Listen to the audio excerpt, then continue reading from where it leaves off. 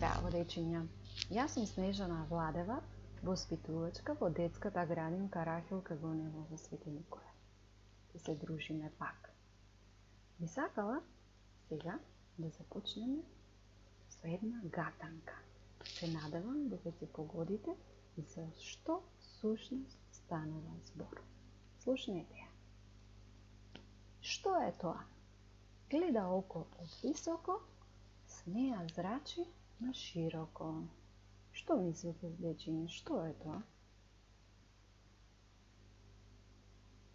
Да, тоа е сонцето.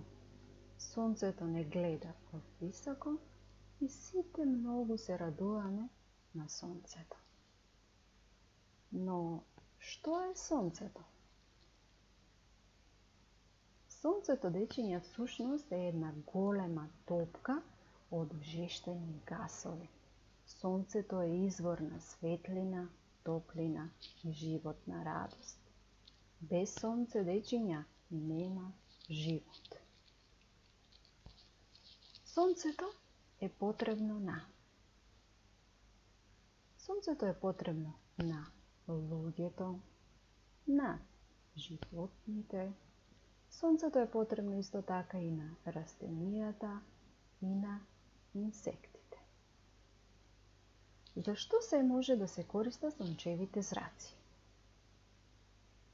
Сончевите зраци може да се искористат за добивање на електрична енергија, која што, дечиња, преку вакви сончеви колектори се поставуваат на покривите.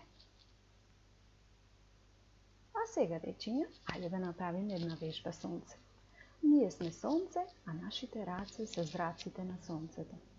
Земете длабоко воздух и раширете ги рацете, тоест зраците околу вас. Земете воздух и полека издишете и спуштете ги рачињата надолу полека.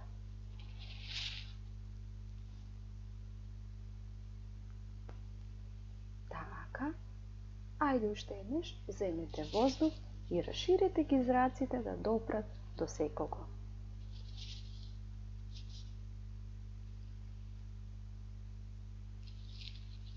Така, дечиња, сега убаво исправете во вашето грбче и подгответе се да ја слушнете следната приказна. Приказната се вика Сонцето и ветерот.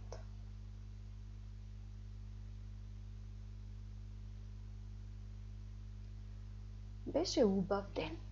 Сонцето се смешкаше јасно, но сите се тресеа затоа што студениот ветер силно дуваше. Погледни ме, извикал силно ветерот, виткајќи ги крошните на дрвјата. Јас сум многу силен, дури посилен сум и од тебе, сонце. Навистина, одговорило сонцето, не сум сигурен. Знам, ајде да се надпреваруваме, па ќе видиме кој е посилен. И така, дечиња, сонцето погледнало долу и забележало еден човек кој се шета облечен во тенко палто. Го гледаш човекот? Прашало сонцето. Ајде да видиме кој од нас може да му го соблече палтото.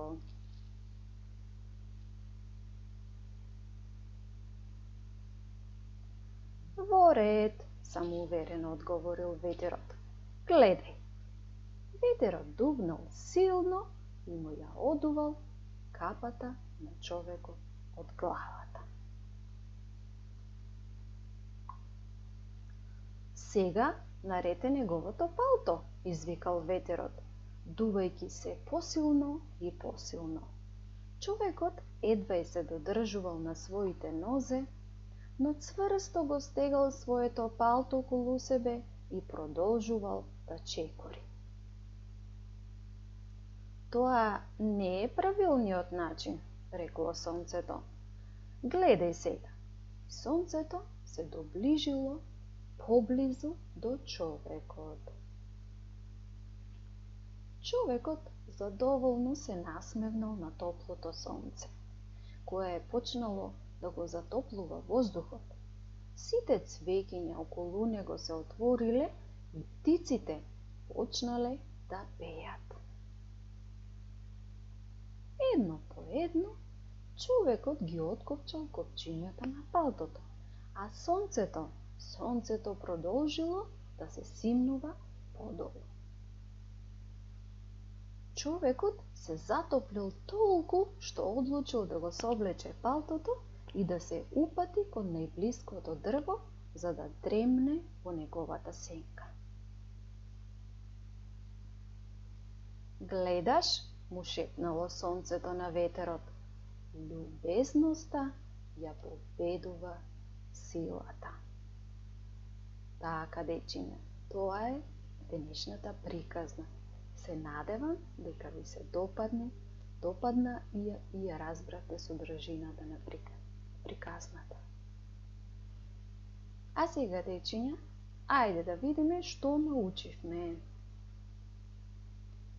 Научивме дека без сонце нема живот. За кого?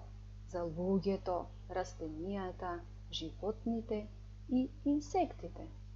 Исто така научивме дека сонцето е извор на светлина и топлина и дека сончевата енергија може да се искористи за добивање на електрична енергија која ја користиме во нашите домови.